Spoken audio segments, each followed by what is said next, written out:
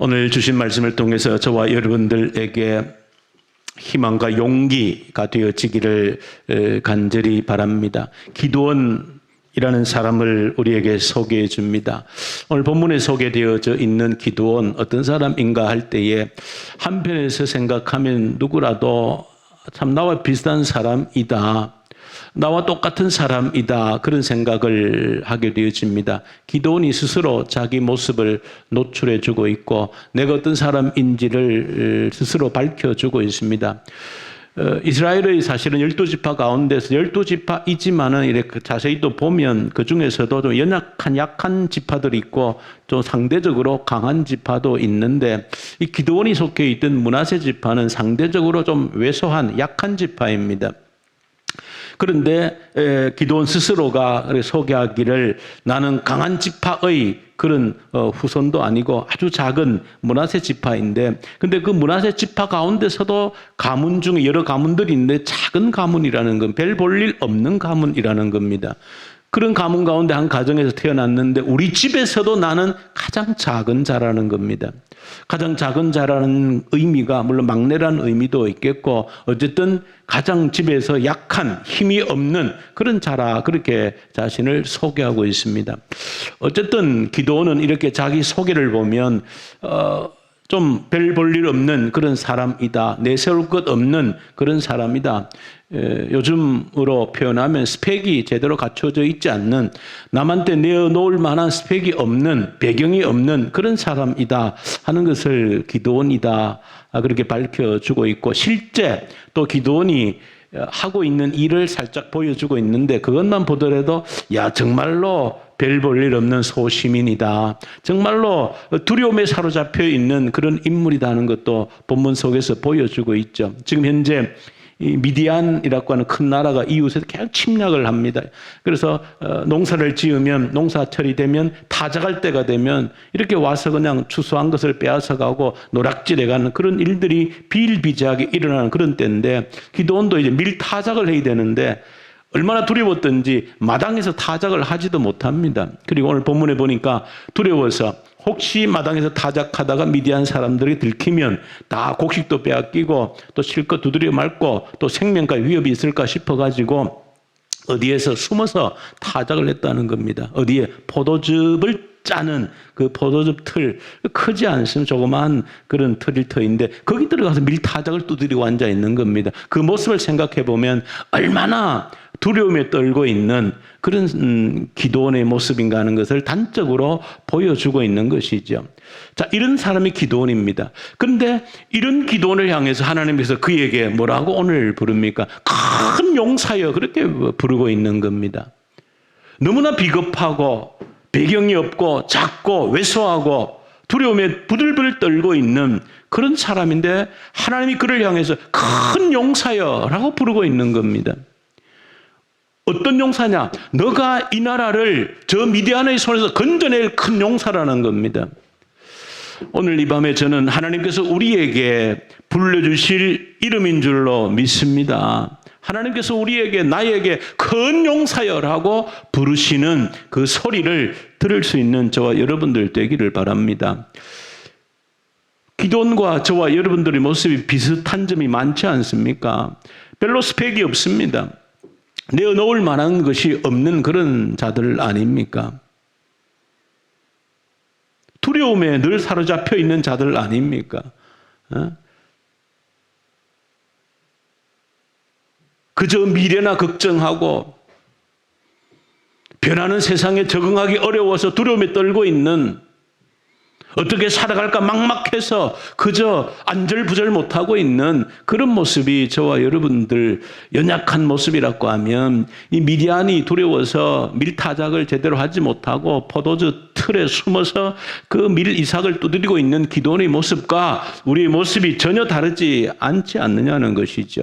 그런데 하나님이 이 기드온을 향해서 큰 용사여, 이 나라를 건져낼 큰 용사여, 그렇게 부르고 있는 겁니다.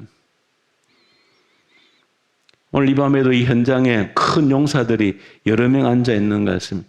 찬용이 용사도 있고 오늘은 장현서 용사도 앉아 있습니다. 또 겸이가 나는 용사가 아닌가요? 라고 한, 겸이도 있고 강이도 있고 큰 용사들이 지금 여기 앉아 있습니다. 우리 하나님이 내게 그런 이름으로 불러주는 겁니다. 아멘. 겸이 아멘. 성경에 기록되어져 있기 때문에 틀린 말이 아니다. 하나님이 나를 향해 큰 용사여 그렇게 불러주고 있는 겁니다. 그래서 이 말이 정말 사실인가 하는 것을 오늘 확인하고 여러분들이 한 나라를 건져내는, 이 나라를 건져내는 그런 큰 용사로 쓰임받을 수 있기를 간절히 소망합니다. 우리가 성경을 보실 때에 사실 성경은 참 이렇게 양도 많은데 또 한편에서 보면 하나님께서는 제가 볼 때 굉장히 상상력이 풍부하시고 또 문학적인 능력이 뭐 창조주 자체이시니까 제가 볼 때는 어떤 한 단순한 내용을 다양한 각도에서 표현하시는 능력이 탁월하다, 그런 것을 저는 보게 되어지는데, 그래서 우리가 어떤 면에서는 한평생 성경을 연구해도 그 깊이를 다 알 수 없는 이유도 하나님께서 이렇게 무한하게 어떤 한 표현을 다양한 각도에서 표현을 해주고 있기 때문에 이렇게 봐도 은혜가 되고 저렇게 봐도 은혜가 되도록 그렇게 하고 있다. 그래서 우리가 어떨 때는 내가 이런 내용을 이렇게도 표현하고 있구나, 이렇게도 표현하고 있구나, 그렇게 다양하게 우리가 말씀을 해석하고 또 적용해내는 그 눈이 열려지면 좋겠다. 오전에 우리가 복음이 무엇인가, 오늘 부활절 날 예수와 함께 죽고 예수와 함께 사는 것이 복음이다, 그렇게 우리가 배웠지 않습니까? 그런데 보시면 예수와 함께 죽고 예수와 함께 산다, 복음은 예수의 죽음과 부활이 복음이다, 그렇게 설명을 드렸죠. 근데 예수의 부활이라고 하는 것은 뭐와 떨어질 수 없는 것이다? 죽음과 떨어질 수 없는 겁니다. 죽음이 없는 부활이 없는 겁니다. 그러니까 그 말을 좀 풀어서 이제 설명을 성경에서 다양하게 하고 있는데, 예수의 죽음과 부활, 다시 말하면 예수와 함께 죽으면 예수와 함께 다시 산다는 겁니다. 그러니까 예수와 함께 죽는다는 말 속에는 예수와 함께 다시 산다는 말이 포함되어져 있는 겁니다. 예수와 함께 다시 산다는 말 속에는 예수와 함께 죽었다는 말이 포함되어져 있는 거라는 뜻이지요. 그래서 같은 말이라는 겁니다. 내가 예수와 함께 죽으면 예수와 함께 사는 겁니다. 예수와 살기 위해서는 예수와 함께 죽는 그것이 없이는 예수와 함께 살아나는 길이, 방법이 없는 겁니다. 그래서 예수와 함께 죽는다, 예수와 함께 산다는 것이 같은 의미인데, 또 이걸 어떻게 설명을 했습니까? 예수와 함께 십자가에 못 박혀 죽는다는 말은 내가 죄에 대해 죽는다, 그렇게 표현한 겁니다. 죄에 대해 죽는 겁니다. 날마다 죄에 대해 죽는 겁니다. 그렇게 죄에 대해 죽으면 예수와 함께 사는 겁니다. 자, 여기서 이제 조금 더 한 단계 더 나아가서 설명하면, 예수와 함께 산다는 것은 나로 하여금 예수로 채운다는 의미입니다. 예수로 나를 채우는 겁니다.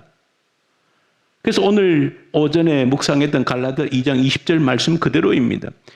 내가 예수 그리스도의 십자가에 못 박혀 죽었나니 그런즉 이제는 내가 사는 것이 아니고 내 안에 누가 사는 것이라? 그리스도께서 사시는 것이다. 그 말은 내가 예수와 함께 죽으면 내가 무엇으로? 예수로 채워진다는 겁니다. 그래서 그리스도가 산다라고 표현을 하고 있는 겁니다. 자, 여기서 예수로 내가 예수로 채워진다는 게 뭡니까? 그게 저와 여러분들이 늘 간구하듯이 성령으로 충만해진다, 그 말인 겁니다. 그러니까 똑같은 말인데 여러 말로 표현이 되어져 있는 겁니다. 그러니까 우리가 그토록 예수 성령 충만을 부르짖고 간구하는데 결국 어떻게 예수 성령으로 충만해지는 겁니까? 내가 죄에 대해서 죽는 것이 성령이 충만해지는 길이다. 다시 말하면 내가 예수와 함께 죽는 것만큼 뭐 하는 것이다? 성령으로 충만해지는 겁니다. 이게 정비례입니다. 내가 예수와 함께 죽는 것만큼 성령으로 충만해지는 겁니다. 오늘 기드온이라고 하는 이 겁쟁이, 두려워 부들부들 떠는 이 아무런 스펙이 없는 이 기드온에게 하나님이 큰 용사여, 이 나라를 건져낼 큰 용사여라고 그를 부른 것은 이유가 다른 데 있는 것이 아니고 내가 너와 함께하기 때문에 너는 큰 용사다 그렇게 하고 있는 겁니다. 내가 너와 함께한다는 것이 뭡니까? 너가 하나님으로 채워지면 성령으로 채워질 때 거룩한 용사, 큰 용사가 되어서 이 나라를 건질 수 있다. 그 얘기를 하고 있는 겁니다. 그러니까 나의 배경과 스펙과 관계없이 내가 지금까지 겁쟁이로 붙들려서 살아왔다 할지라도 어떻게 한다라고 하면 내가 예수와 함께 죽을 수 있다라고 하면 죄에 대해서 철저히 죽을 수 있다라고 하면 내가 예수로 충만해지고 성령으로 충만해짐으로 말미암아 어떻게 하나님의 큰 용사로 불리워질 수 있다 하는 것을 우리에게 보여주는 겁니다. 그러므로 내가 예수와 죽는다라고 하는 것은 부정적인 의미로 보여지는 것이 아닙니다. 그저 늘 죽고 아닙니다. 죽음으로 예수가 충만해지고 성령이 충만해지고 그건 큰 용사로 거듭나는 지름길이 되어지는 겁니다. 그 죽는다 그러니까 그 소극적으로 그저 피하고 엎드리고 그럴 건 아닙니다. 내가 죄에 대해서 죽고 엎드리면 예수로 성령으로 내가 충만해지로 말미암아서 나라를 건질 수 있는 용사로 태어난다는 겁니다. 그걸 기도를 통해서 보여주고 있는 겁니다. 그런데 이제 한 걸음 또 더 나아가서 성경을 우리가 해석하는 성경을 보는 눈들입니다. 에베소서에 이제 우리가 들어왔는데 에베소서에서 바울이 이제 에베소 교인들에게 또 설명을 하는 겁니다. 어떻게? 예수와 함께 죽는 것이 무엇인지를 또 다른 색깔로 에베소 교인들에게 설명하고 있는 겁니다. 그러니까 성경 표현은 다양하지만 결국은 한 가지 내용을 다양하게 표현하고 적용을 시켜주는 겁니다. 바울은 에베소 교인들에게 정말 우리가 예수와 함께 죽고 예수와 함께 사는 것이 무엇인지를 가르쳐주고 깨달아 알기를 바라는 겁니다. 그래서 바울이 그 에베소서 1장에 보시면 중하반절에 보시면 바울의 기도가 나옵니다. 바울이 에베소 교인들을 위해서 기도하고 있는 기도의 제목들이 나옵니다. 그 기도의 제목들을 보면 결국은 이 내용인 겁니다. 하나님, 이 에베소 교인들로 하여금 눈을 뜨게 하셔서 예수와 함께 죽고 예수와 함께 사는 것이 무엇을 의미하는지를 깨달아 알게 해주시옵소서 그 기도를 드리고 있는 겁니다. 예수와 함께 죽고 예수와 함께 사는 것이 어떤 의미인지를 깨달아 알게 해주십시오. 그것이 바울이 에베소 교인들을 위한 간절한 기도 제목인 겁니다. 하나님 제발 저 에베소 교인들이 눈을 열어서 내가 가르쳤던 복음, 예수와 함께 죽고 예수와 함께 산다는 것이 어떤 의미인지를 에베소 교인들이 반드시 깨달아 알 수 있도록 저들의 눈을 열어주시옵소서 그 기도를 하고 있는 겁니다. 그래서 바울이 그 에베소 교인들을 위해서 첫 번째 어떻게 기도하면 하나님 저들의 눈을 여셔서 하나님께서 저들을 불러주신 그 부르심의 소망이 무엇인지를 깨달아 알게 해주십시오. 그렇게 기도하는 겁니다. 불러주신 그 소망, 불러주신 그 이유, 불러주신 그 목적이 무엇인지를 깨달아 알게 해달라는 겁니다. 그것은 다른 말로 하면 예수와 함께 죽고 예수와 함께 다시 살아나는 그 영광스러움을 깨닫게 해달라고 하는 기도와 똑같은 것입니다. 그러면 두 번째 바울이 기도하는 것은 하나님, 저들로 하여금 부르심의 소망을 깨달아 알게 하시고 두 번째는 예수와 함께 죽으면 구원받고 하나님의 자녀가 되어지는데 하나님의 자녀가 된다라고 하는 것은 하나님의 상속자가 된다는 겁니다. 하나님의 상속자. 우리 아버지 하나님이 얼마나 큰 부자인가라고 하는 겁니다. 그런데 그 부자, 하나님의 상속자가 되는데 그 상속자로서 누릴 하나님의 자녀가 되어서 상속자가 되어서 누릴 그 풍요로움을 알게 해 주십시오. 상속자가 받을 그 유업이 유산이 얼마나 풍성한지를 깨달아 알게 해 주십시오. 그 기도가 두 번째 기도입니다. 똑같은 겁니다. 예수와 함께 죽으면 예수와 함께 어떻게 사는지, 예수와 함께 산다는 것이 얼마나 풍요로운 것인지를 눈을 열어서 알게 해 주십시오. 그 이야기를 하고 있는 겁니다. 그러니까 기도원을 향해서 큰 용사여라고 하는 이유가 어디에 있습니까? 예수와 함께 죽으면, 예수로 채워지면, 성령으로 충만해지면 얼마나 영광스러운 하나님 자녀로서 누릴 수 있는 그 기업의 풍요로움이 얼마나 큰지를 깨달아 알게 해달라는 겁니다. 한 나라를 너를 통해서 건질 수 있는 그런 놀라운 일들이 하나님의 자녀가 된 너를 통해서 이룰 수 있다는 겁니다. 뭐하면? 너가 예수와 함께 죽으면, 그래서 예수와 함께 살아나면, 너의 속을 예수로 채우면 그런 일에 쓰시겠다는 약속을 주고 있는 겁니다. 그 세 번째, 바울이 에베소 교인들을 향해서 기도하는 것이, 세 번째가, 하나님 저들의 눈을 열어주셔서 하나님께서 저들을 통해 역사하실 능력이 얼마나 큰 능력인지를 깨달아 알게 해 주십시오. 그렇게 기도하고 있는 겁니다.